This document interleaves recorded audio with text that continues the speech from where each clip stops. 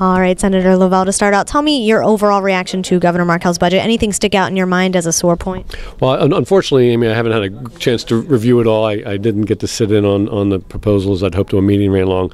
But having got a thumbnail sketch, I'm not surprised that the tax increases are going to be made permanent. I see the governor sort of threading the needle by reducing a couple of them as well. A sore point that stuck out to me was this reduction in the community transportation funds, which is the street paving. That's an important project for somebody's street who's not been paved. We get very little funding on it. We have the same on that CTF suburban street issue that DELDOT has with infrastructure funding. And so you always hear about we need to increase our infrastructure funding for DELDOT.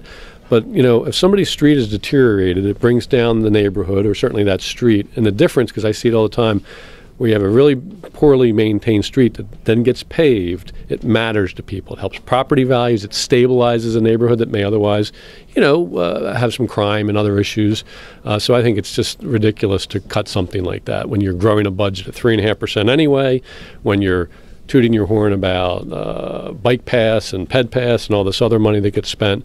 So let's all keep it in context if you really want to work together. Do you expect that that's something that'll actually pass through in the General Assembly? To me, it's sort of become a game because I think the governor's cut this in the past. I know a lot of the members feel like I do. It's not a slush fund. I'll be happily account for the money that I am appropriated and then spend through that CTF program, and then I can take you to 17 other streets that need to be paved. So I think it's a sort of a legislative or a budget bill dance between the governor and the legislative branch to say, well, I took away and now we give back, and so now we're all happy. But I think it's, to focus on the needs for making differences in communities that need streets paved. With regards to the tax proposals, was there something else you think he should have done or something he shouldn't have done, rather? Well, I think at this point, recognizing when you spend every dime that you get continually, you're not going to be able to walk away from those things. I guess I'll put on my happy face and say I'm glad the taxes aren't going up beyond where the sunsets are to begin with. So I've had an invitation I intend to take up with this OMB director to sit down with her, get a better understanding of their perspective. I certainly understand mine, but we'll just have to let that one go forward and see what happens on the votes.